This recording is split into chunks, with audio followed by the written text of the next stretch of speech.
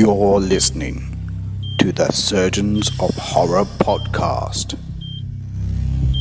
Hello, welcome to the Surgeons of Horror podcast. Its purpose is to dissect horror films, both old and new. I'm your host, Saul Muerte, and we're going to be opening up a classic from the giallo horror genre from one of the masters of the field, Lucio Fulci, and that being City of the Living Dead.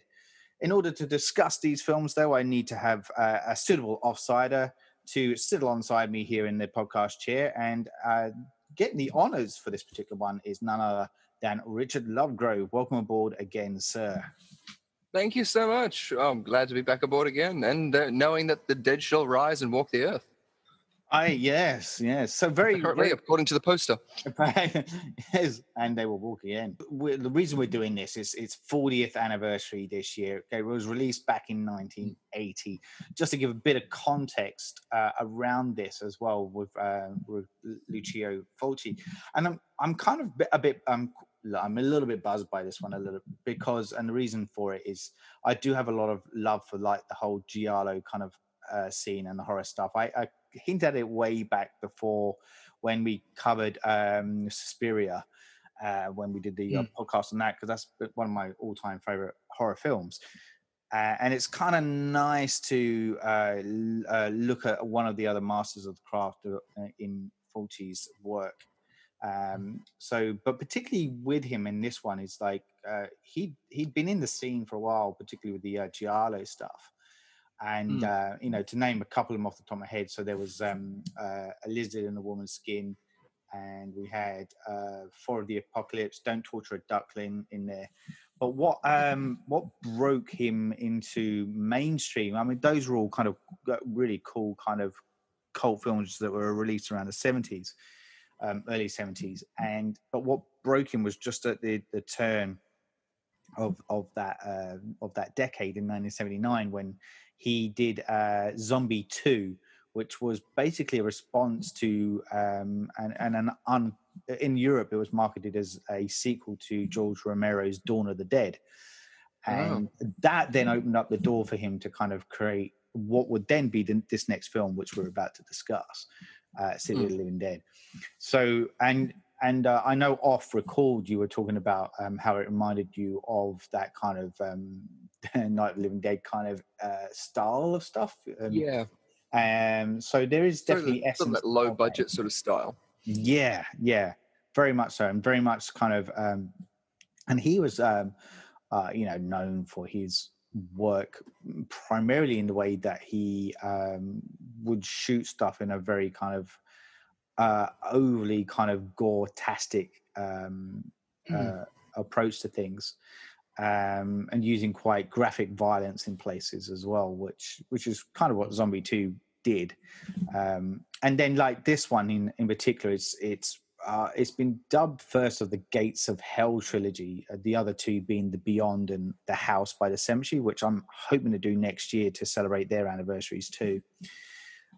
So it's a big one, and I dug this one when I was a wee bit younger, and it was kind of because it was refreshingly kind of over the top and deliciously rich in its context, and I just came away kind of completely buzzed by it and absolutely loving it. So it jumps right into it straight off the bat. Yeah, it does. I was going to say with the Lucio Fulci has many films to his credit. Even just going through them, there's quite a lot of them. And one that sticks out I saw was The Eroticist, yes, which was 1972. It was like, I wonder if he's playing with words or something there. But no. Well, even the year 1980 was a fantastic year for horror in general. I mean, you've got the classics like The Shining and Prom Night and Cannibal Holocaust and everything like that sort of being released, Changeling, stuff like that. But also so many like low budget films, like you've got Death Ship and you've got so many other sort of stuff. But it's a good time for sort of this sort of stuff to release, and that's probably why I feel like it does feel like a little low budget to that sort of aspect. But it also feels very much like a traditional sort of a Lovecraft sort of story. When you look at the whole thing, it's sort of broken up in the same way and pacing style, jumping all over the place in points where Lovecraft sort of has. And it's told a lot as well, his films, with visuals, as you said, like, there's a lot of gore and stuff in it, but the shots take time. There's a lot of sort of time that is taken with these shots. I remember there's this, as we go through the film, there's quite a few moments I remember going, this is lingering for a long time. And it's a lot of the time it's not the gore, as in obviously the gore is what sticks in our heads, but it's the anticipation, like any good horror film does. And this hits all of those notes. Even right off the bat, you get so many quick, what we would consider cliches now, but quick moments in succession that you could easily have a flip card of just seeing these storyboards. But yeah, no, it's an exciting little film that I'd never really heard of, mainly because its title, even when having to go look it up just for this podcast as well, what was the title of it again? It wasn't Night of the Living Dead. It wasn't, Land of the Dead or anything like that. It's City of the Living Dead, and it's unassociated from those other films. Yes. It was interesting, to sort of see it in its purity, but it wasn't as low budget as Martin, say, but it feels like that. Night of the Living Dead, there's a budget there, and they're actors, and there's obviously a good effects budget and things like that. But because of the chaos of the story and also the subject matter, which starts right from the beginning. I mean, the first thing we get experience to is a scream, a blood-curdling scream of a woman. So from that sets off the bat. And there's nothing after that, which is really good too, because it's easy to then, what was it? Evil Dead, the remake. Was it that right at the beginning, it starts off with this sort of burning of a witch type scene? Yeah. And it's out of the law of the films, and it sort of goes, oh, okay, it's too much too quickly. Whereas that was just enough. You go, oh, okay, someone's screaming blood curdling for some reason. I don't know what it's about. And then it starts off with this montage of the cemetery and stuff like this. But it leads you into this film going, there's so much mystery there that you don't know if you want to explain, because as the film gets played out, you tend to regret those sort of things of going, no, just turn away, leave the town, why are you still there? That's it. That's why it's called City of the Living Dead. Leave the fucking city. That's it. Yeah. What was it? I used to live in a place called Dulwich, and now I'm thinking of that and I'm going, maybe I shouldn't have lived there because it's too close to Dunwich. Yeah. Oh, so we should probably touch on that before we kind of dissect this beast. We should probably touch on, and you kind of sort of mentioned it too, because Fulci was apparently influenced by a lot of work of Lovecraft and stuff, which ties in nicely because we've recently kind of been looking at some of the Lovecraft films, particularly the Stuart Gordon stuff. So this one, the town that the film is set in is called Dunwich. So there's a lot of allusion there to the Dunwich Horror, a novel by H.P. Lovecraft. And as you said, there's this kind of fluidity to the film, and it's incredibly fractured. There's a lot of little storylines going on at once, and it's a bit hard to unpack it as you're watching it. And there are pockets where I'll say it now, but there's a point where you're watching it going, hold on, who's the lead here? Who are we? Whose journey is this? Who's the story that we're following? I mean, it is right up to those last two shots. I was thinking the exact same thing. Exactly. Which I like objective stories. I like stories where you can, see, and especially in horrors. What was it? Freddy 6, I think it was.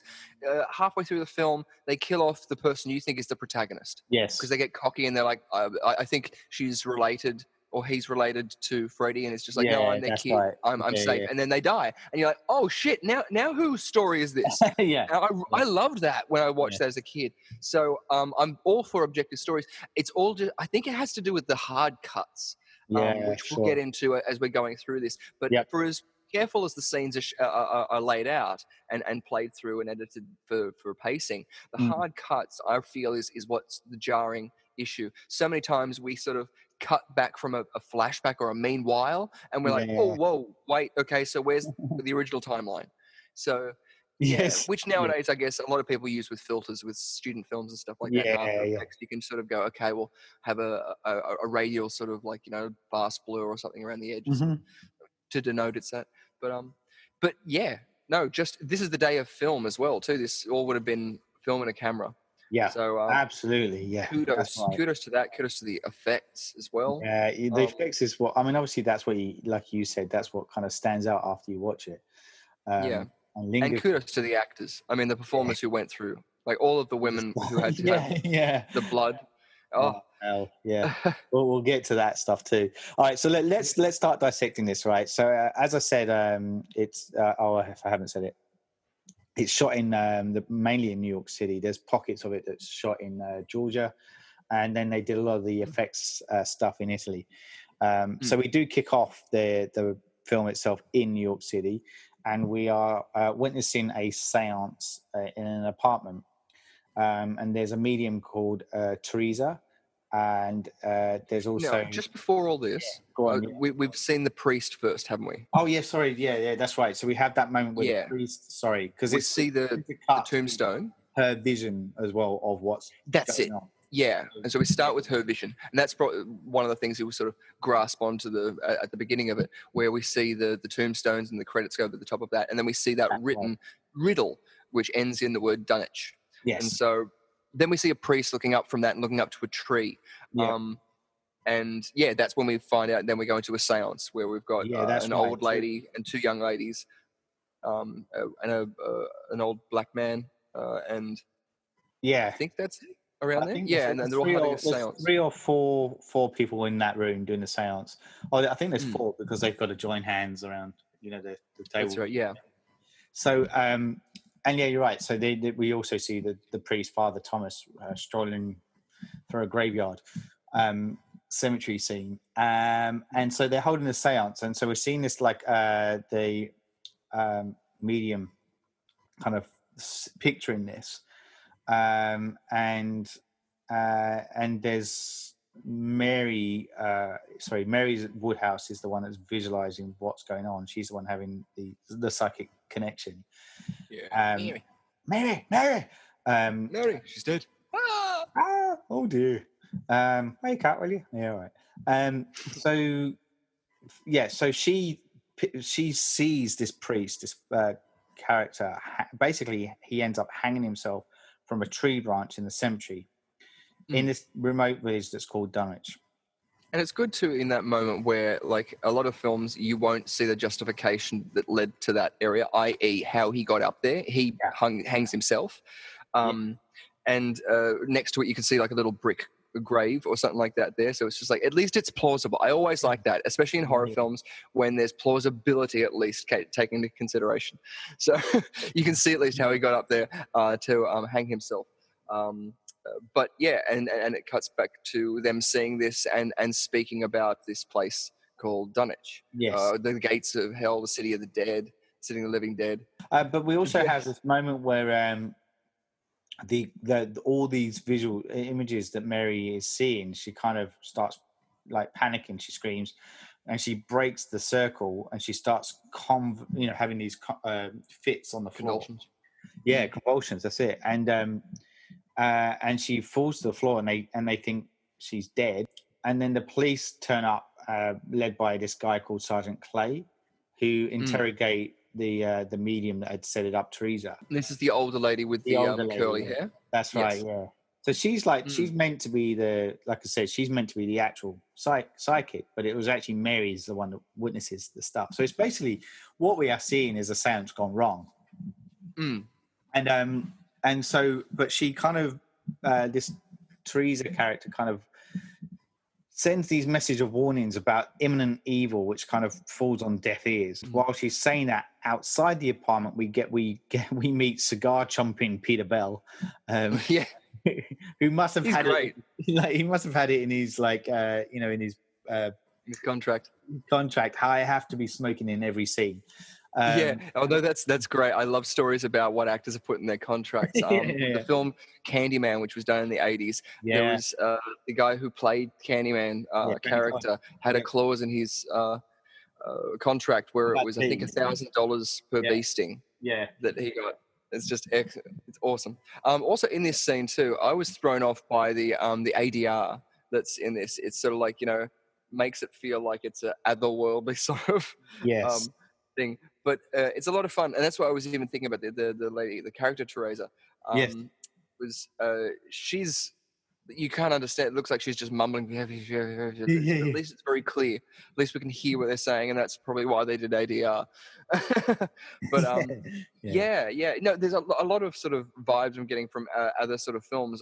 Even that character, as you're saying, like, you know, who goes up to the cop station where the guy is twiddling his baton beforehand and tries to get in. Which also, I like this scene writing wise, where he doesn't sort of like try and he tries to sort of like, you know, offer him a bribe, even though it's overtly sexual sort of in the connotations now. But he takes it. He goes, okay, I will take your advice, and he walks away. And I was just like, I love it. It's the same as in that scene where it's like, you know, Mary's dead. She screams, and then there's the slamming of the ambulance door.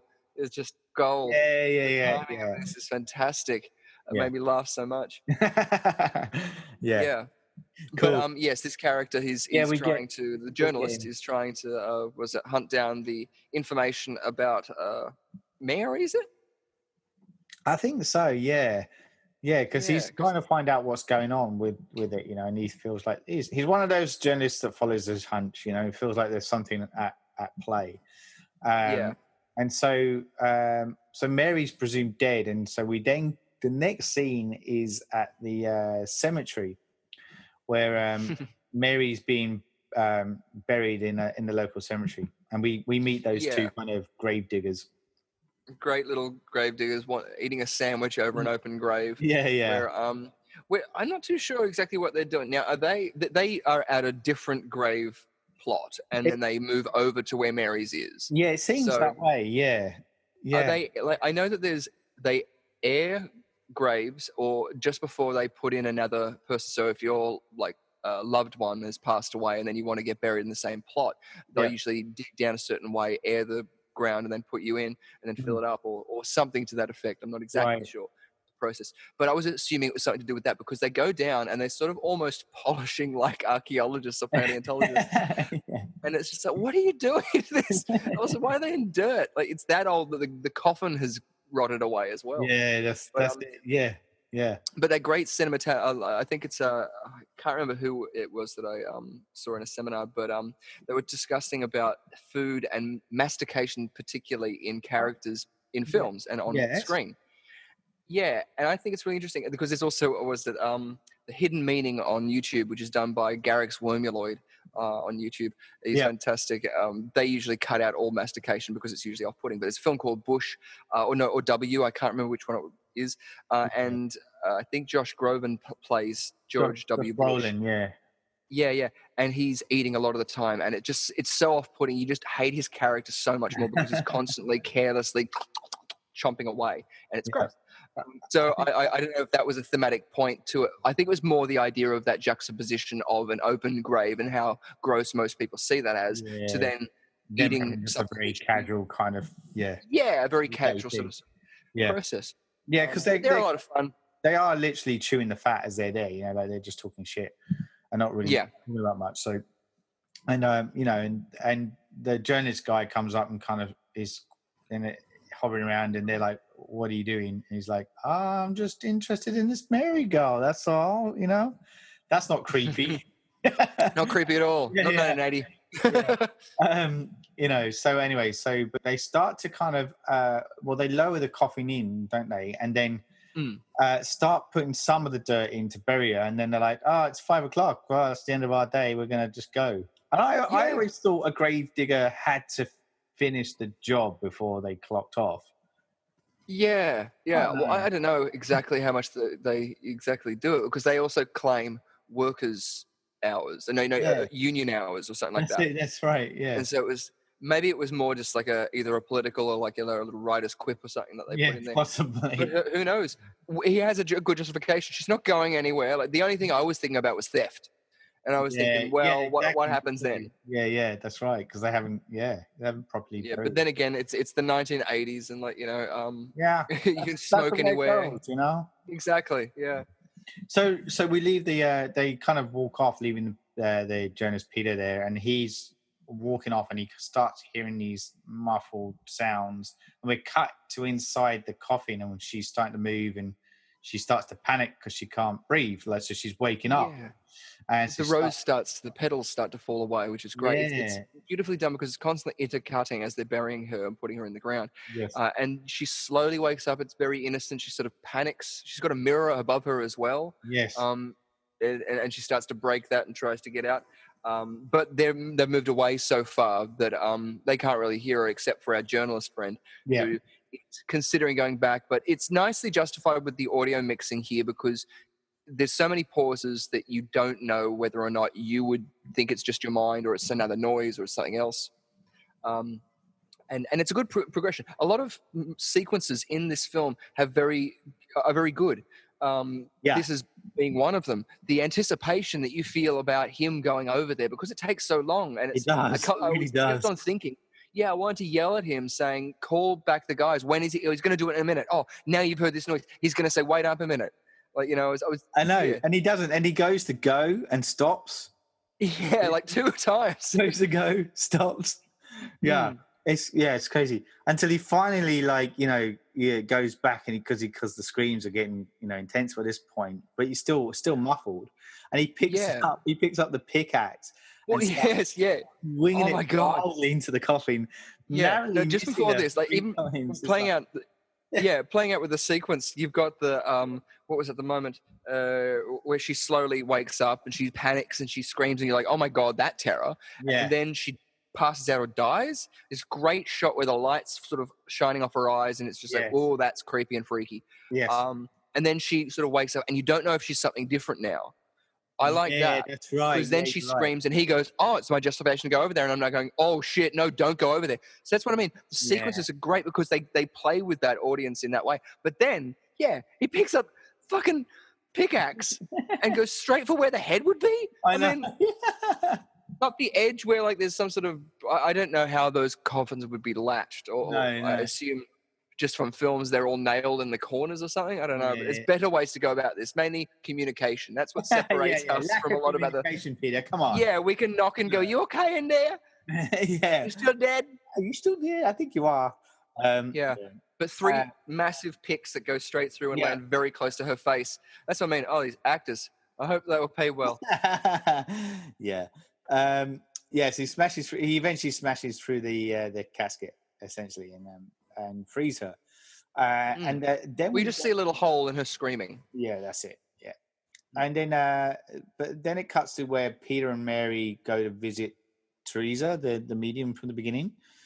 And she warns them about this ancient book of Enoch. Yeah. Which I know that you wanted to touch on a little bit. But she does say in there that the events that Mary has witnessed in her visions basically kind of preserve these kind of the eruption of the living dead into our world. Like Judgment Day. Yeah, Judgment Day. Well, that's pretty much all of those sort of books talk about a Judgment Day in film. Yeah.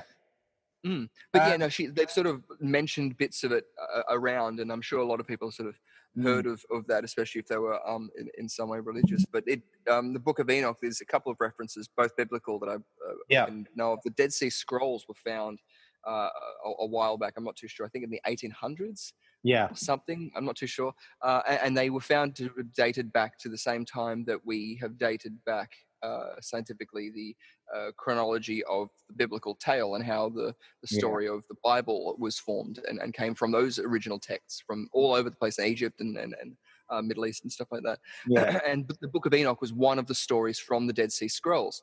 When I read that when I was a lot younger, I remember it more being about angels coming down to earth and befriending us and mating with us, having relationships, but also teaching us different things about war, about science to encourage weapons and this sort of stuff. So it was a moralistic tale about the destructive forces of even the highest authority, which I thought was really interesting. But also too, the name Enoch, I think, was the father of Methuselah in the text as well. You've also got Cain's son, which was named Enoch. And I know in the land of Nod, there's a theory discussed and a hypothesis about the origins of vampire myth coming from Cain. and the sacrifice that he made, because in the justification of, I think it was the Satanic Bible, they make the plea that he had made the greatest sacrifice because God had asked him to. Everything he kept doing was never meeting his standards, and so he said, "Make the biggest sacrifice." And he thought, "Well, the greatest thing I love is my brother," and so he ends up killing him. And they were like, "Whoa, whoa, whoa, dude! What the fuck? I didn't mean that." It's just like, haven't you read the Abraham thing? It was a joke. I'm a funny God. I'm wacky. But and you do want to kill your sheep? Come on. Yeah, that's it. So yeah, it's interesting to just in an origin sort of basis, because there's that Lovecraft, Dulwich reference, but then there's a biblical reference too. And I didn't know if they had crossed over, and I had a brief little look up to see if there was any other texts that directly. And I know that obviously you could say the world is that Lovecraft grew up with was primarily religious. I'm not too sure exactly what religion he followed, but it would have been some form of a Catholicistic, Christianic, Abrahamic religion. Mm-hmm. So obviously it has those inherent bases, but yeah, if there was a direct crossover, that's where it sort of, my brain was constantly going, okay, now it's a different sort of story. It's two meldings and more homage than a thing, because this could just be like, a Dulwich thing where they have like, like Paris, Texas, like, you got those sort of Rome, the Central Coast, like,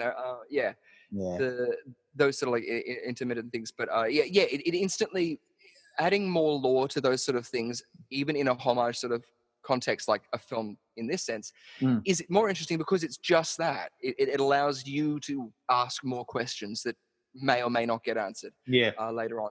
And the more visuals we see because of those questions throw us asunder again, because we get more confused. And that's that Lovecraft element again. It's the unknown, and it's flipping it on. So it's great. And this is where it starts to have a little bit of this lore that probably drives the rest of the film. And that's all that really needs to be said about it, even exposition wise. So many things happen. So many things do happen. It shifts and turns in numerous directions along the way.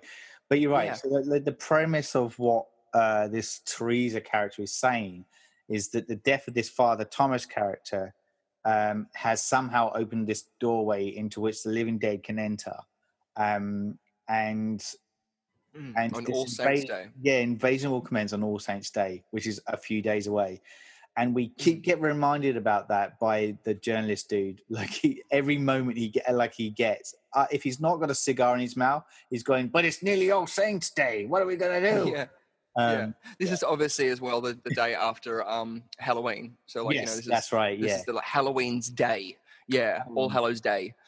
Feast of All Saints. Feast of All Saints. Hey, All Saints. So, like, interestingly, the concept of All Saints Day was a religious concept in order to contrast against the pagan belief of Halloween and All Hallows Eve, because here was an event of a religious, pagan kind of belief in the celebration of all things that were dead. And so along comes Christianity to kind of say, well, how can we leverage of this in the name of God? And so they turn it around to celebrate the living.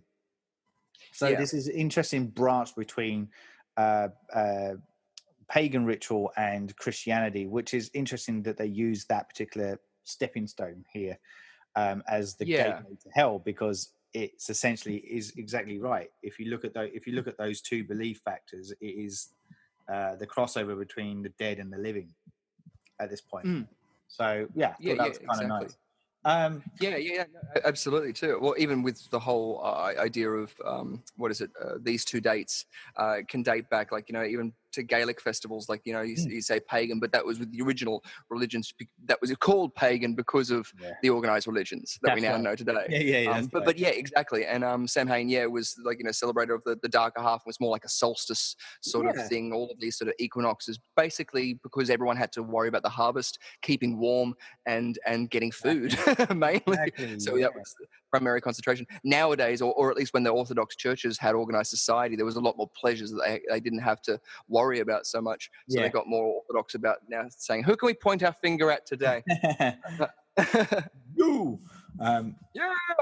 Okay, so That's when we get a really strange scene after that. Yeah, we cut to this moment with Strange Barb.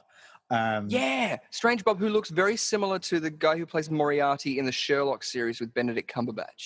Yeah, Andrew Scott. Yeah, you're right. Yeah. That shot just there, it was just like, oh, wow, he's in this. Oh, no, it's not. But I didn't know he was that old.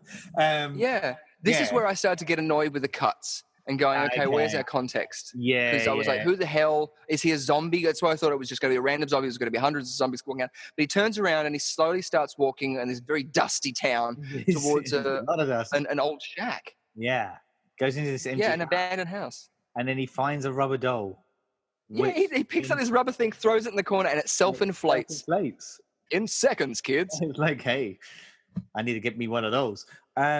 So, but before he kind of strokes it a little bit, before he looks like he may pleasure himself with it, he then catches sight of what looks like a rotting baby's corpse in the corner. Yeah, like lots of little maggoty things crawling over it, and its eye sockets all caved away.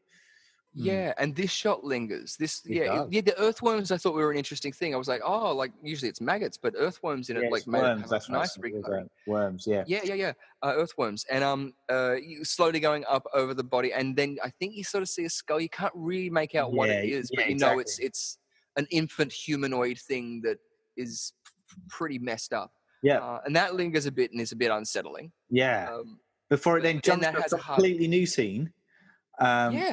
Which is in this kind of lounge kind of bar, and there's these guys that just like these two guys discussing recent events with the barman, and like over the last few days, and they're all kind of blaming Bob for these weird events, when all of a sudden the mirror cracks and breaks. They mention one of the girls and the mirror cracks.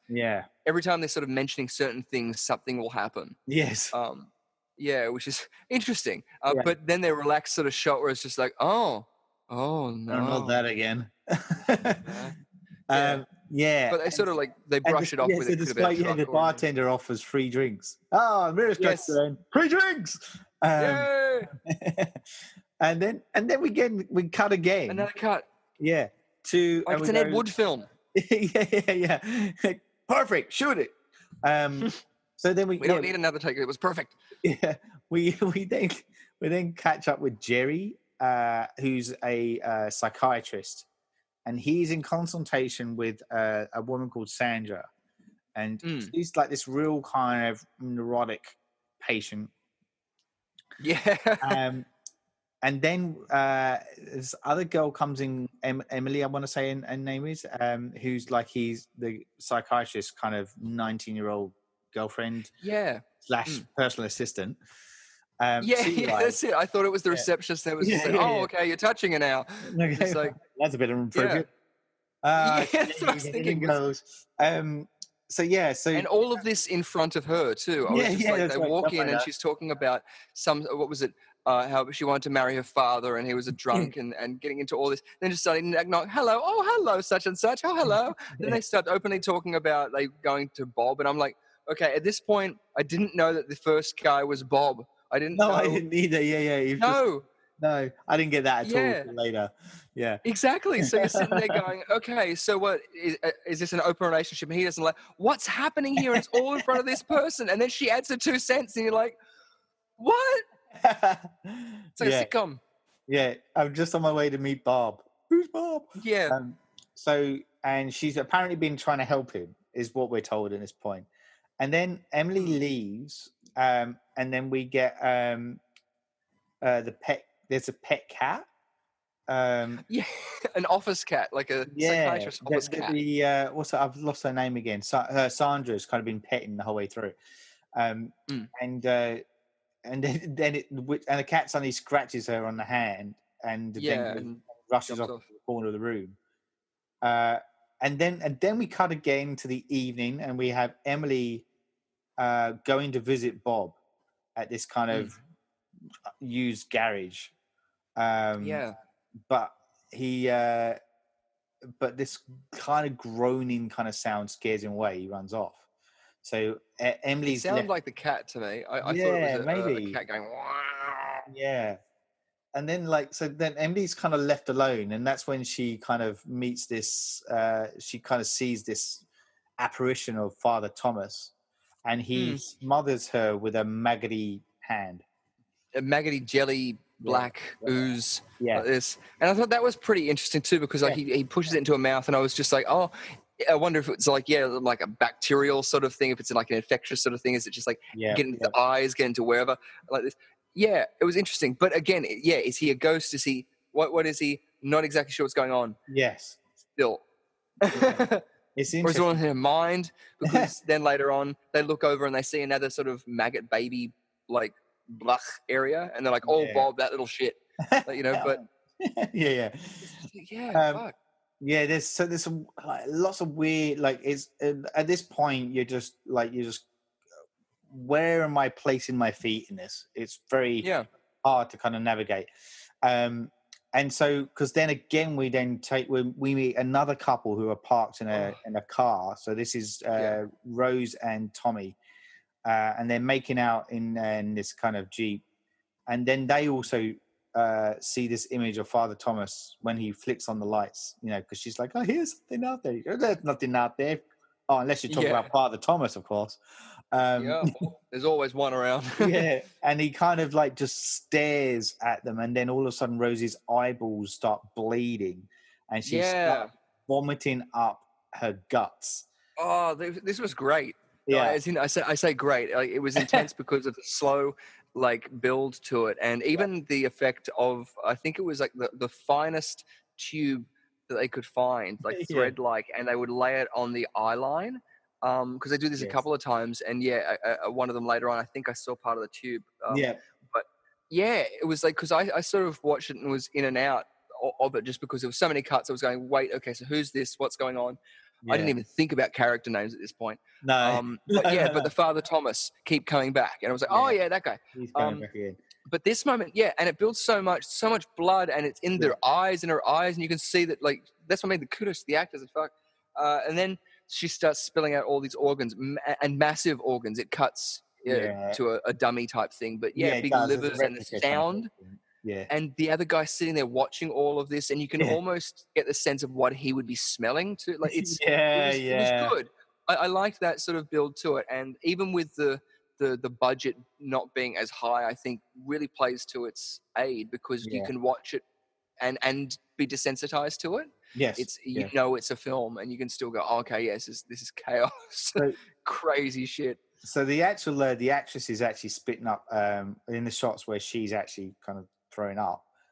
She's actually spitting up like these baby veal intestines is basically what it is that's coming out. Oh yeah, nice. Yeah, like sausage coverings and stuff. Oh gosh, yeah. But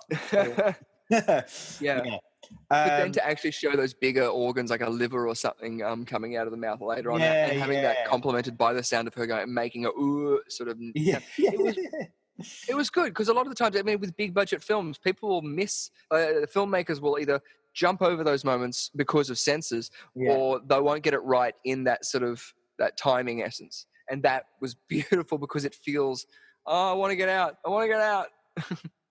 It's great. It's great because it lingers too. It's this, and I think maybe that's why we had those other lingering shots or those moments, because it makes this moment really more horrific, because it's sitting there on there, and you're just going, "Oh my god, stop!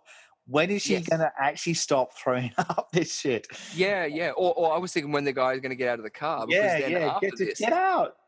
Yeah. He looks over at the priest and is like, "Never look." It's like a Medusa thing. No. And he starts starting to shake and convulsing, and you're like, "Oh crap!" But he has something different. Suddenly, in a cut, he is teleported outside of the car. And a hand rips off the back of his head, like his skull and his brains and everything, and chunk. And it cuts back to him inside the car. So obviously, I'm thinking it was supposed to be, I don't know, like it happened to him inside the car, or it's in his mind. I don't know. Yeah. But that's right. So he gets his head kind of completely ripped open. And his brain kind of slowly pulled out. Yeah, it's nice. Really interesting effect too with that. Yeah, I liked it in a weird way. Also, not how it works, kids. Not how it works. That skull, you might be able to tear through the epidermis and the hair, but like that skull, have you scratching nails for days. unless you're on a baby. In which case, their skull's still forming, so you've got little holes in which you can get through to the juicy brain bit. I'll get you. Wait, I need a drill. The Hannibal Lecter recipe book. So, and then we get the next morning, and there's no sign of the Rose or Tommy, the teenagers we just saw get killed. But Emily's body is found at the garage. And then we get our cameo for playing the local pathologist, Dr. Joe Thompson, and the cameo being Lucio Fulci. But he basically just says, I can't make head nor tail of how Emily died except for a heart attack. He was the best bit of the film. Cool shit. Like, as in terms of delivery, I remember watching later on with a kid and I was going, oh, Jesus, the acting. But besides the journalist, hearing his voice made me look up and go, oh, I was like, he was committed to the scene. He felt he was there. If everyone was at his level. Yeah. Follow the director's lead. Come on. Yeah, but I didn't know that. I didn't know he was the director. So when we were watching, it was just, that's cool. But that's says so much too. It does, but she's also, her face is frozen in like a ring face. Yes. And it's sort of like shocked. What? Yes, it is. Yeah, and I like that too. That's kind of cool. So then Dr. Thompson leaves, and we then meet the sheriff, and he basically finds this small puddle of like black worm kind of glue stuff nearby. And then Mr. Robbins, who's that? Here's to you, Mrs. Mr. Robbins, tell me why your daughter's covered in goo. So anyway, so he basically tells the sheriff and Jerry of his suspicions of Bob. It's all about Bob. And then meanwhile, we go back to Peter and Mary. Remember those guys? Cigar chomping Peter and Mary from the beginning of the movie. So, of course, how could we forget? Yeah. Well, we could forget because of so many cuts. Yeah. That's how we could forget. Yes. So they're basically leaving New York to follow this hunt that she has about Dunwich, essentially. So they're going to Dunwich. He said that with an H too. Follow this hunt. Yeah. Yes. So let's not forget that All Saints Day is approaching soon as well. Woo! And they say soon.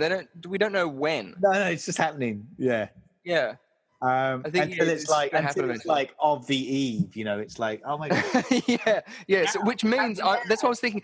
Yeah. Doesn't that mean it's Halloween now? Yeah. That's right. Like, maybe all the bad shit's just going to happen on Halloween, and then on All Saints Day, it's all going to stop. Yeah. Who knows? So there's more kind of ghostly apparitions and visitations happening. Bob actually sees Father Thomas hanging in the tree at one point, and then quickly walks the other way. And then we go if you see a well-hung priest walk the other way. Oh, yes. My God. We've gone. And yes, I do. All those grammar Nazis, I know it's hanged. I know if he was garroted, he was hanged. Yeah. He might have been hung. We don't know, and I don't want to find out. No, we don't know. We don't ever go there. We don't want to see his Father Thomas. Neither does Bob. Not as Bob, so that's why he runs. So then we go to the morgue, and we have this mortician who's examining the body of this old woman called Jane. Not Teresa. Yeah, and she basically wakes up and bites him on the hand. Yeah, it's a good chomp out of his hand. Yeah. So that was nice. And and then the apparition of Emily appears to her little brother John. Yeah, that's scary. Like that's a real kind of acne-looking, kind of pulsy. Yeah. Kind of stuff. Acne. It was almost. I thought like she had like big chunks of flesh taken out of her face. Maybe like it was that, but like there was like these boils. Boils is what I want to say. Sorry, not. Yeah, bulges. Right. But the build up to that too, like oh my god, that kid. But But as cringe as that was, like, him walking up to that window and then having that quick reveal, and his reaction, to be fair, it was a good reaction, was scary. I mean, then he runs straight in and he's just like, Jesus Christ, into his parents. And I don't know. You never know where it's going to go. I was imagining Emily to come in and just fuck them all up just then and there. Yeah. And they're just like, go to bed, for God's sake, John. I know, right? Yeah, no sympathy. Well, the mum kind of is a bit like, what the fuck are you talking about, Dad? Yeah. But she doesn't speak up because she knows her place. She is, exactly. She doesn't want to walk into another door, kids. Yeah, exactly. All right. So then Sandra, we come to we're at Sandra's house. So she's the paranoid patient of the psychiatrist. Yes. Yeah. So we go to her house. So she gets a visit from Mrs. Holden, the old lady in her kitchen. Yeah. And again, does she get the back of her head chomped out too? Yeah, I think that happens to the old lady, isn't it? I think that's what I may have missed a bit, but yeah, I think that's what I know it happens to somebody else. I didn't know if it was this lady. I think she was wearing blue. Yeah, but she appears dead on the floor. So Sandra calls up Jerry, the psychiatrist, and says, "Yeah, I need your help. Seeing dead people again. I see them all the time. All the time." And so Jerry goes, "I'll be right there." And I love the way that he casually walks out the door, swings the jacket, and flips it over his shoulder on the way out. Thought that took a lot of style. That did. Jerry's got some style. Like even like in a couple of moments later on when the little boy's outside running down the street and gets confronted with Emily, the corpse of Emily, and how he just sort of casually strolls up and is just like, "Yeah, it's okay." It's just like, wow, Jerry's a boss. Yeah. He's like, "No, it's okay." Yeah, exactly. He's read the script. He knows what happens, so he's fine. He goes, "I live to see, I'm going to live to see the end. It's okay." Exactly. Yeah. At least the last, it's like second last frame. Yeah. Okay. So as he arrives, that's when the body disappears, but then it reappears again. While they're firstly there's noises going from upstairs. They then kind of are going around the house. He's like, "It's okay, we'll look in every room in the house just to make sure there's nothing weird going on." And they happen to go into one room, and loads of broken glass kind of flies up against the wall, and the wall starts bleeding. That was great. That smashing window. That smashing window thing was great. Yeah, I like it. And then coupled with the bleeding wall, Mwah. Yeah, Mwah. Good stuff. This is crazy shit right here. And then Bob. We go to Bob again. Yeah, jumping around. Bob, and he's taking refuge at this garage. And we then get the daughter of the guy that lives there just strolls in, nicks some kind of something alcohol, is it? Alcohol of some kind, and tucks it into her jeans, and then sees Bob, and then proceeds to mount him and try and lure him with liquor. At which point the dad arrives on the scene, goes batshit crazy, thinking that Bob is trying to seduce his daughter, and then he's got this lathe. Now is this the guy from the bar? Yeah, he's the guy from the bar. Yeah. Yes, that's what I thought. So it was like, cool. He's the one who's been throwing Bob under the bus the whole time. Yeah, that fucking Bob.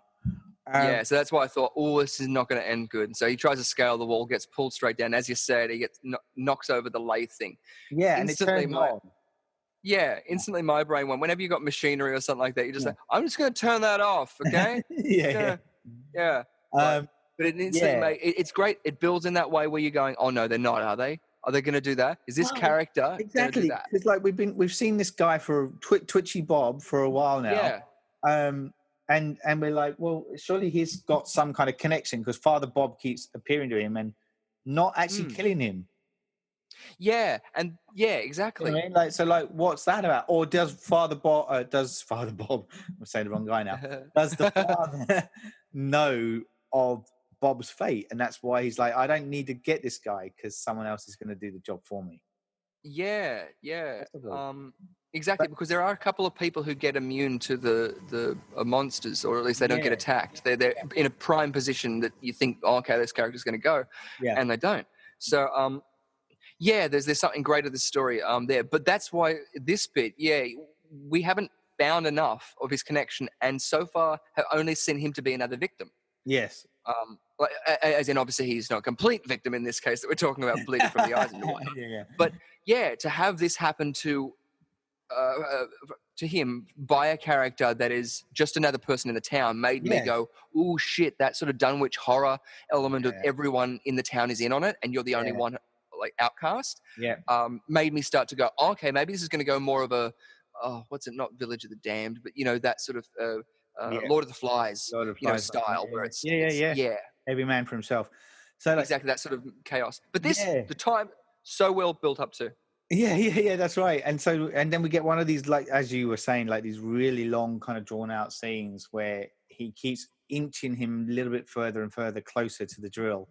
And you're just like, right where his eye is. Someone's going to stop him. The girl's going to turn up. Something's going to, surely it's going to, but no, it keeps going. And he basically drills through his cheek and out the other side of his other kind of cheek. At the last second, he sort of turns his head and he's like, far out. Good makeup and everything that's done there too. But also, that wouldn't kill him. Might send you into shock. Yeah. I don't know. I was thinking, I wonder if he's going to come back. I can't speak from personal experience. No, neither. And I'm not a doctor. But we are surgeons, but we're not doctors, folks. Amateur surgeons. Amateur surgeons, yeah. It's like my brother is an amateur gynecologist. He's bloody keen. So anyway, but in this instance, it does kill Bob. So we lose our twitchy friend. Twitchy Bob. And so now we get to the following morning and we're back with Peter and Mary. Remember those guys? Remember? They have a great band. Yeah. It's missing Paul. It's just missing Paul. Oh. So look, they basically turn up and they meet the actual priest who gives them directions to the village. And they arrive at the graveyard and they start to try and search for Father Thomas's tomb, not really knowing what they're looking for. Or his name. Some priest, I don't know. Yeah. What should we call him? But luckily, Jerry turns up. Jerry's like, yep. What's going on? I've read the script. I know what you guys need to do. You need to follow me. Yeah. Go with me. I'll show you the script. I'll come with me and I'll tell you the whole story about Father. So they basically go back to Sandra's place, I think, no, it's his place, isn't it? It's his office, and he basically kind of talks about what happened to the father, and that's when we get one of the more interesting scenes. We've had a few, where the room starts to shake really quite violently, and all of a sudden, the office is completely, the windows blast open and then all these maggots come flying through like a tornado of maggots. And there's bits where you can see where they've just stuck them to their cheeks. In effect, but they pretty much are getting kind of pummeled with, like, I was trying to remember. It's like they had 2 wind machines basically set up during the scene, and 10 kilograms of maggots kind of flying at them. Wow. In this bit, No, that's great. Like it's almost, it takes you sort of like a Exorcist sort of almost biblical, the Mummy sort of like agreed, big locust sort of thing. And it's intense. They've obviously stuck them on the face, but they're smacking them in the face. They're all around them, all covering their shoes and everything. Very well off-putting though. I mean, it's great. Because even one of the characters, the Sandra girl, throws up at one point. During it. That was great. I don't know. I think vomit's hilarious. But seeing it on film is usually a very fun time. It does make you wonder whether that was that actually genuine, or like, was that part of it? Or did she the biggest thing, exactly. Yeah. With performers ending up like vomiting from a film perspective and an acting perspective, I mean, it's very hard to emulate the enough volume to come out, because you can only put so much and keep it in your cheeks, and then simulate it. So if you're not doing cheating an effect with a hose on the side, the same way they did sort of like the crying effect before, or actually vomiting, which I don't know if they would put that on film, but then again, it's the 80s. Well, that's what I mean, like anything if you've got it, use it. Well, it's even in terms of this and what you could get away with the censors. Willy Wonka and the Chocolate Factory, the Gene Wilder version, was G-rated, and I think it's still G-rated, and it features a beheading of a chicken. It kills an animal on screen. Does it? I don't remember that. When's that? I remember, like when they're going through the on the boat ride. There is no earthly way of knowing. Oh, there's one of the quick bits. Yeah, you're right. Yeah, and I just sort of tweeted that the other day because I was watching Red Letter Media, and they were like going through it, and they're like, it features this, and I'm like, ooh, I never realized that. But we were saying before about, like, is in little nursery rhymes and stuff like that you could say nowadays and you couldn't say then. That's right. Exactly. Yeah. So the other thing I was just going to say in this scene as well, I don't know which actor it was, but supposedly one of them, Fulci was renowned for smoking a pipe all the time, right? And one of the actors actually snuck in a couple of maggots into his pipe tobacco, and he didn't realize until he was in the middle of smoking it that he was actually, it had a weird taste, and he's like, fuck, it's maggots. Yeah. And ever since, he's put a maggot in his pipe. Yeah, he loves it. Good old maggot in the pipe. Exactly. Oh, that'd be awful. Like big popping sensation. I know. I used to work at the Australian Reptile Park, and I know that mealworms have a taste that's sort of like a macadamia nut. Yeah. Just because you mentioned that on the previous podcast, or if not, we've just chatted about it because I kind of we just had over some mealworms. Yeah, you said, "Here, have this." I went, "Oh yeah, cool, macadamia." No, mealworms. No. It's just it's that uncomfortability and that sense of going, "Oh, this is disturbing," and it's gross.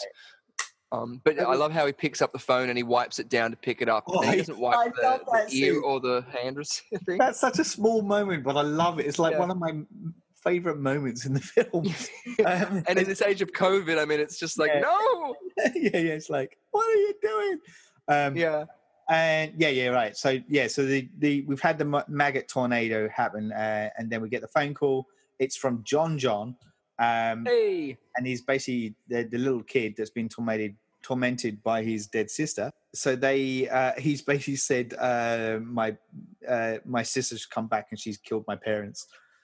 So, and they all go over the Robin's house and find John. Story's true. There's mum and dad. But was it on that phone call? On that phone call, it's great just because they cut back to him and he's just like shocked. He has the phone in his hand, and it then zooms into the background. You can hear a dripping sound, and it's blood dripping into a glass of milk on a table set halfway through a meal, and there's sort of like blood splattered everywhere. And it pans up to the roof, and just next to the sort of like the ornate ceiling light, crap, mosaic stuff, is this big, almost like a brain. Like in computer games, you'll have this sort of thing, which is the evil manifesting itself in the whatever in Doom and stuff like that. And it looked like that. And it was interesting because it was similar to those things that have disappeared before, and even that jelly stuff that was shoved in the face. And I didn't know if it was like, even in Ghostbusters, the progression of slime. More and more energy. Or if it was a manifestation of that, or if it was just supposed to be where the bodies were dead and they were bleeding through. I don't know. I don't know right here. Yeah, it was. I also didn't know his name was John. John. Hey, John. John.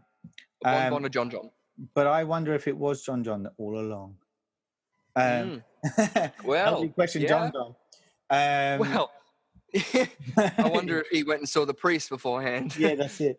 So he passed it on, and that's why he killed himself. Our four main characters, so Peter, Mary, Jerry, and Sandra, turn up at the house where John lives, and they find out, that's true. So Sandra then takes the boy to her apartment, while Peter, Mary, and Jerry trying to find the sheriff to kind of say, things have gone really fucking crazy. Sandra arrives at her apartment building, and at which point the ghost of Emily arrives, zombie ghost kind of thing.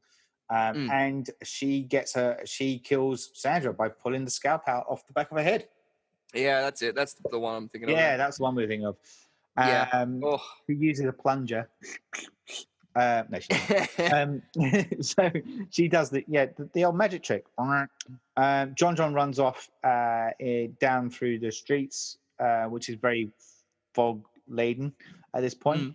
He kind of avoids a load of zombies that were kind of rambling around, and and then he bumps into Jerry, and he's like, again. Well, he's confronted by Emily in the street. Yes. And he stops. Oh, and that's when Jerry sort of sonders up and just like, it's okay. I got this, Jojo. And like, it was like I was imagining a Marvel superhero Civil War sort of fight. Yeah. If only he'd gone like Ash Campbell at this point and just kind of. Oh yes. That'd be great. Some stuff up. Give me some sugar, baby, and just kisses her. But no. Yeah, then she disappears, and he's got to look on like, what? Because he was fully prepared to die, or at least that's the impression I got from him. Yeah, and we get this a lot. Like, there's these vanishing, like they either appear or they don't appear. Like it's almost like I was reading stuff about this in the back offline, and the theory around it is that because it's not All Saints Day, they are still bridging the gap between the land of the dead and the land of the living, so they're not quite formed yet. So they got like teleporting powers. Yeah, and the teleportation kind of portation stuff happens. That's exactly it. Yeah, well, I think that's a pretty good theory. No, that makes complete sense, especially where saying before how the Father Thomas, or whatever his name was, suddenly appeared and put blech in her mouth.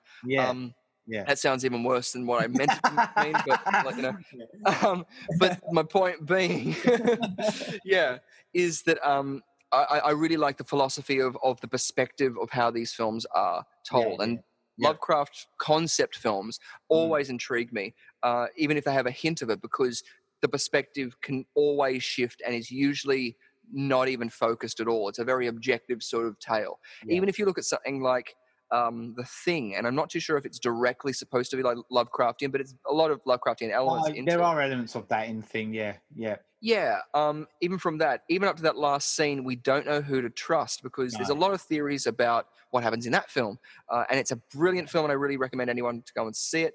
It's great. All time favorites. Yeah. And it has that ambiguity of going, we don't know, and we're trying to figure it out. And it's really great in that sense, because that's where all horror really lies, in that anticipation before it. Am I going to be the one who's taken? So for all of those ghost sort of things, I think that's really interesting. But there's also perspective within that. Obviously, film is usually done from a perspective, and so point of view, like that's what I was talking about before with the flashbacks, flash forwards, when it would have a hard cut and there would be the end of explaining something that happened like 2 scenes ago. And it's just like, oh, okay, so now that's when that exposition came. And I was thinking, just reorder those like cuts, like takes, and dissolve here and there. You know what I mean? Yeah. But in terms of that, because even with the father miraculously identifying himself, it could just be putting, like, that thought into her mind because she's trying to justify it. And I always like that, because our bodies and our minds do that a lot. Our psychology is usually overlooked because it'll make us sick. It'll lower our immune system, or it'll boost our immune system. It's something integral that needs to be taken into mind, especially in with these sort of things. Not saying that that's what the filmmakers intended, but I like when breaking these down, it gives everything those options. No, that's right. There's a lot, and I think because of the fractured nature of this film, and there's a lot open, it leaves a lot open to interpretation with it. Is in its defense, actually, because on viewing it can feel a bit muddled, but I think when you come out the end of it, there's a lot of questions, and I think that's always a good thing with films. So, and we're fast approaching the climax of the film now, where we so Jerry kind of passes John over to the police. We then go back to the bar with Mr. Ross and the barman, and they're kind of attacked by all these ghouls that kind of like basically look we've seen killed.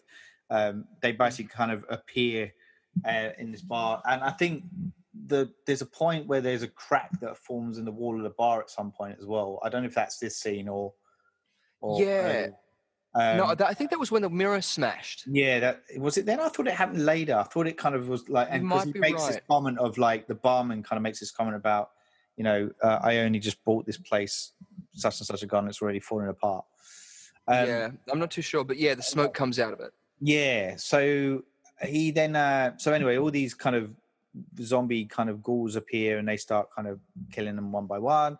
Mary, Peter, and Jerry kind of arrive at the graveyard, and it's, hey, wait, it's All Saints Day. It's finally here. Hey! And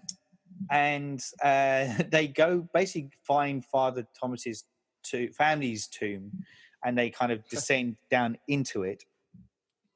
And this is like an underground like sort of thing. This feels very Indiana Jones. And it does. The Temple of Doom. Yeah. Which I think came out after this.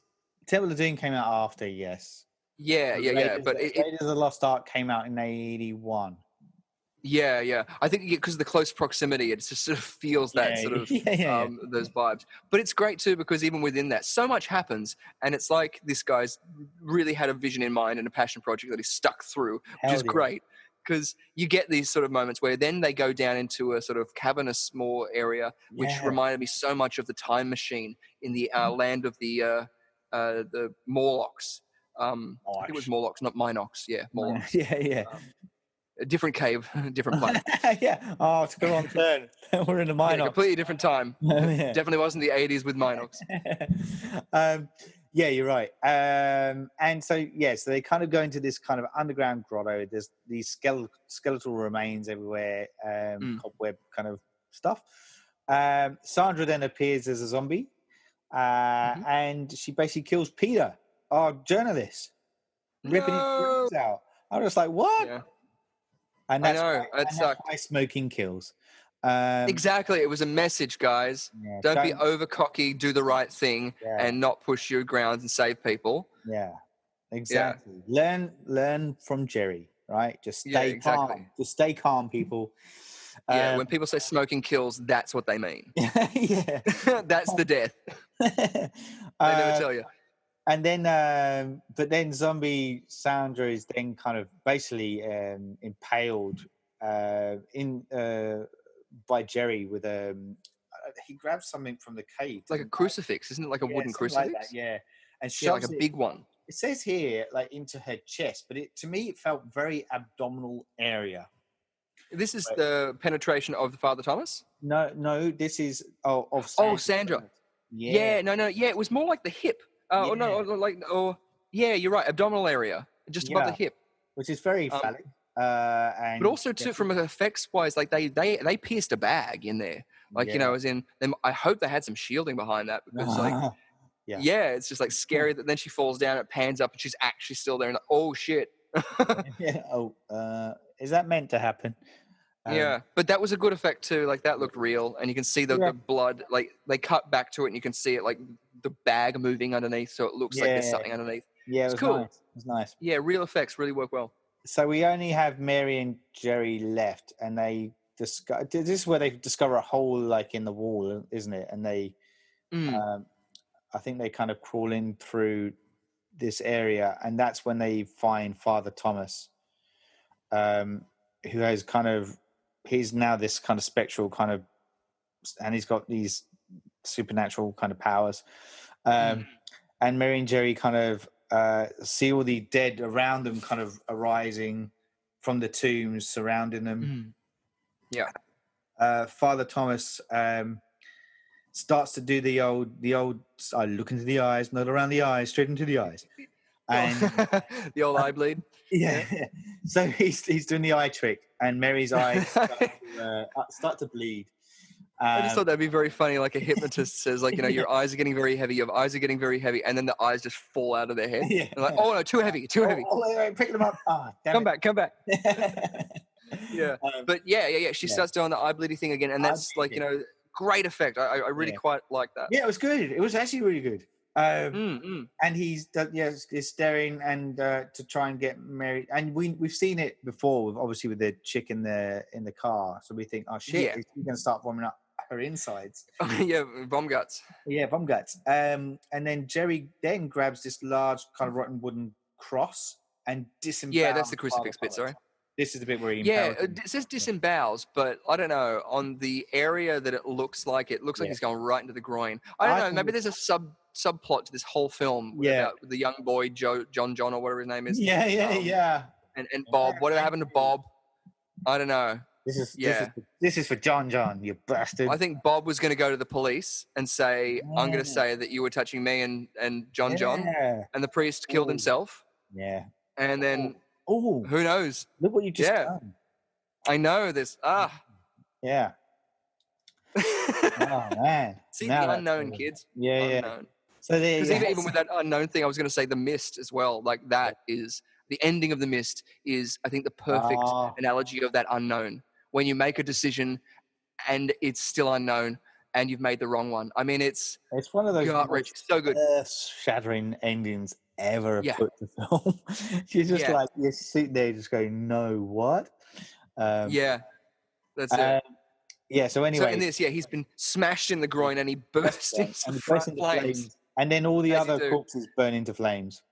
Yeah. And it looks like they've won. They've overseen evil, preventing it from coming through. And the gates of hell have been closed. Yes. And he turns to dust, and the dust kind of blows away. Yeah, maybe that was why it reminded me of the time machine with those cross dissolves. Then and so the gates of hell appear to have been closed. Mary and Jerry then kind of scramble up to the surface. It's nighttime, and that's where we see John has arrived with the police, and he's really excited. John's so excited to see these two strangers who he's never met in his entire life, and go running towards them. And at which point, Mary and Jerry's joy here kind of turns into a bit of fear, and this weird kind of look on Mary's face of like, no, and then I think we end on John's face. Sorry, we do, but she freeze frame, and then we get John running in slow motion freeze frame, and then the screen kind of starts to crack and disperse.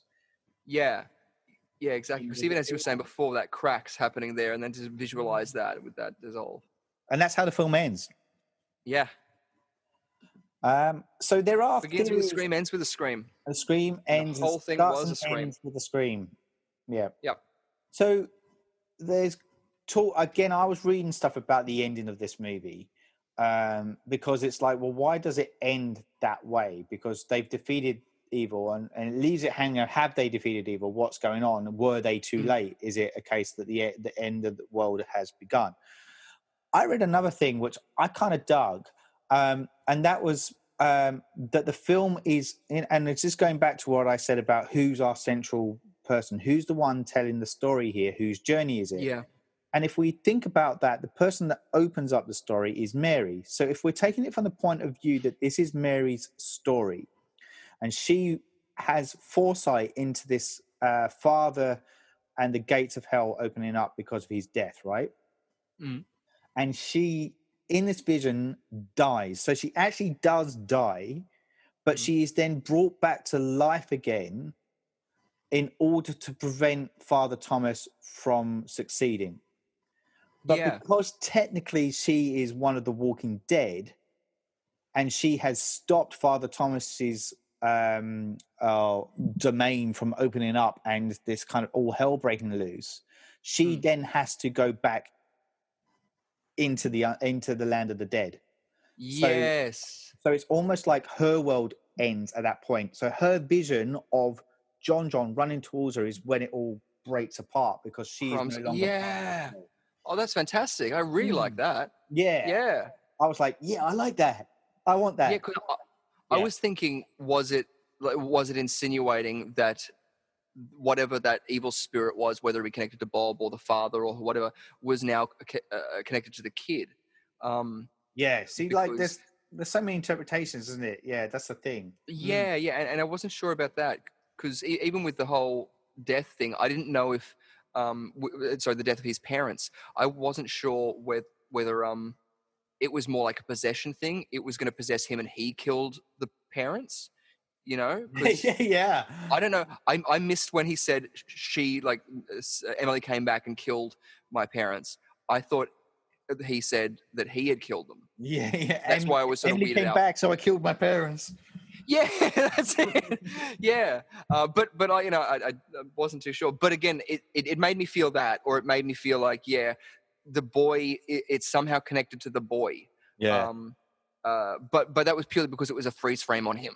Yeah. That's that purely from that. I really like that idea of the shattering world sort of thing, even if it's that she then has the power and she gets that sort of motivation to start the army or whatever it is. Yeah. Or she realizes just in that last second, oh no, it wasn't changed. It didn't change anything. Nothing changed. Yeah, no, but the idea of it crumbling away is very cool. I very much like that idea. Yes. Yeah. Okay, so look, so that's obviously where the movie ends. This was this was your first foray into this film. So what was your gut reaction when you kind of came out at the end of it? Where were you sitting with this? At the end of it, yeah, it felt long. It felt longer than it was because it was only about an hour and a half. Yeah, it is. It packs a lot in, and I wonder if it's those kind of, like, as we said, those kind of long shots, or those lingering shots, I should say, that elongates the film more than we think it is. I don't know, but I thought the same thing. As I was watching it, I was like, because I was watching it the other day, and I kept looking at the time, going, it should have finished by now, shouldn't it? Like, I was like, it feels like it's going on for ages. Yeah. Well, because whatever that is, I was watching something about the Flash, like one of those theories that they have on the internet, and I thought it'd be interesting to have a character which was like his power was time, but it was more like the complete opposite. He had to go really slow, and so it's a lot of work to him to get up to our pace and think and work at our pace, and then he has to just like relax and sit there, but he'll be able to do so much in that time. Yeah. Just like, I'm going to learn French, and it'll sit there for 10 minutes. I learned French. Like, I just learned French. Yeah, like a shitty power. Good. But besides that, like, as in even with The Shining and other films, especially like European films and Eastern films, like the Hong Kong films and stuff like that, they take care and time with films because it invests your audience in it. Especially if there's something to care about. That's what I mean. It was really only the hard cuts that reinforced the pacing of it all. Yeah.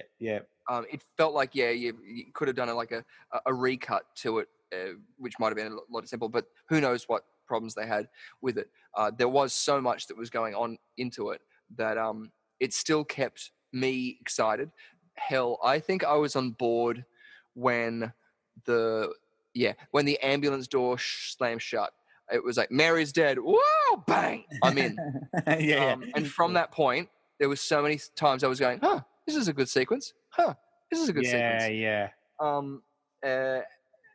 So I thought that was it's well worth the look, especially it being out of the blue. It's usually the films you recommend are very interesting to sort of watch, and even though they're horror, somewhat uplifting.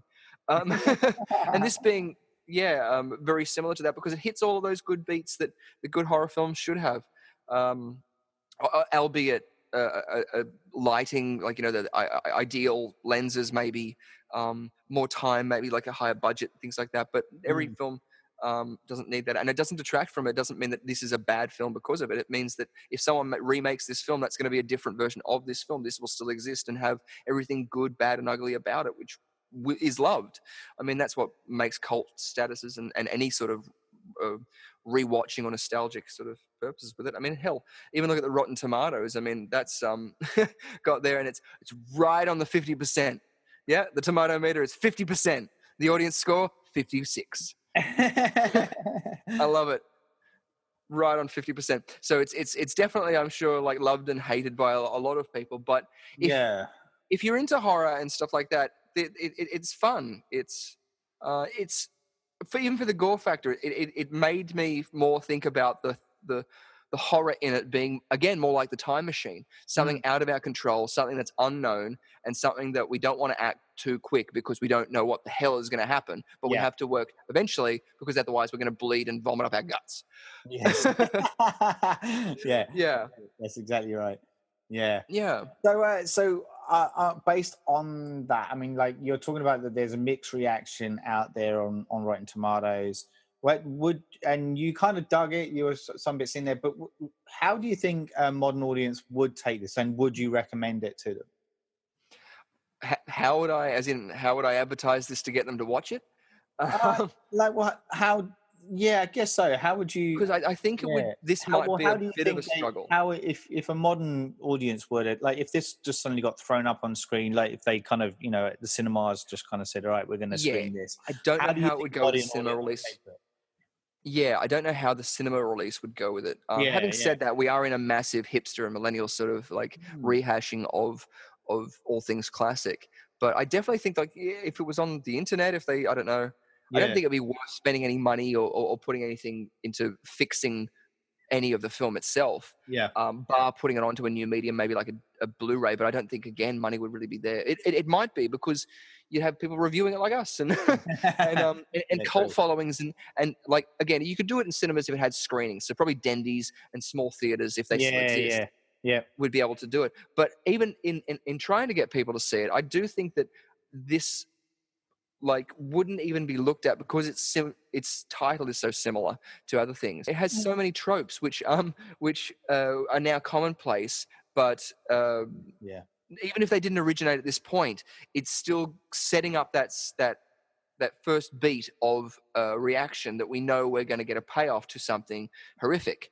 And this plays with those elements really well. I think for anyone who's studying film, I think especially editing, it should be, and writing too. Like, you know, even from screenplay and writing perspectives, because there's some really good, not necessarily dialogue, but some really good sequences in this that are put to film in a very good way.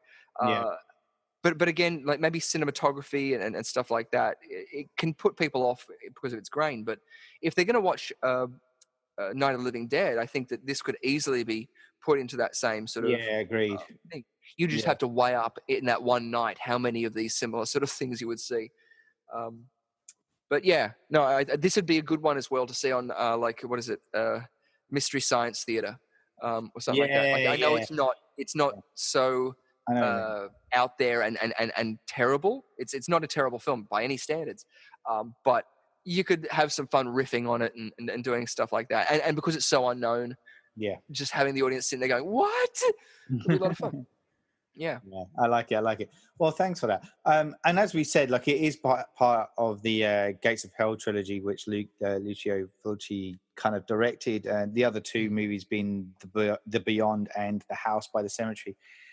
And I'm definitely going to get us to kind of revisit those two next year, because it would be their anniversary, because they both came out in 1981.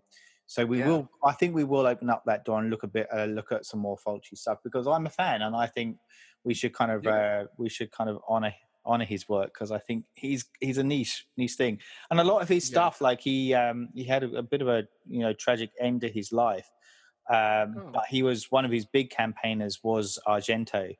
And Argento actually paid for Fulci's funeral as well, in order for him to kind of be properly buried, which is ironic. So yeah, I do recommend watching this if you're a fan of kind of horror stuff, and especially kind of like that early 80s kind of zombie kind of gore fest stuff. And the effects are really good. Definitely go check it out.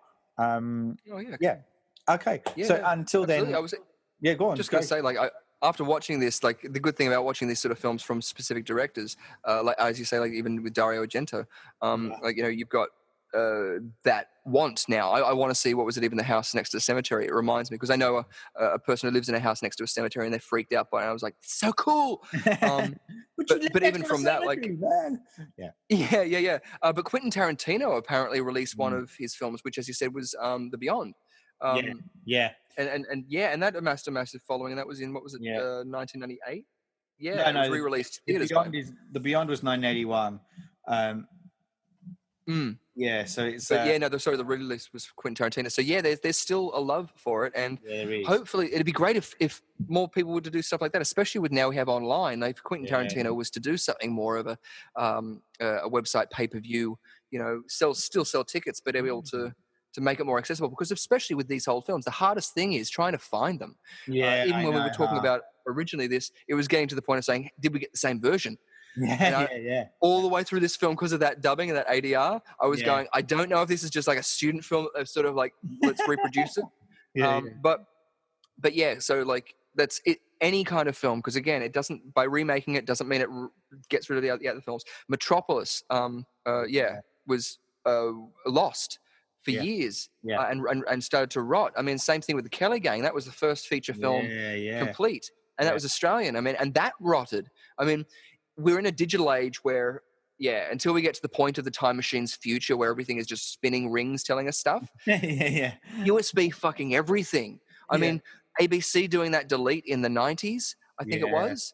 I mean, oh my God.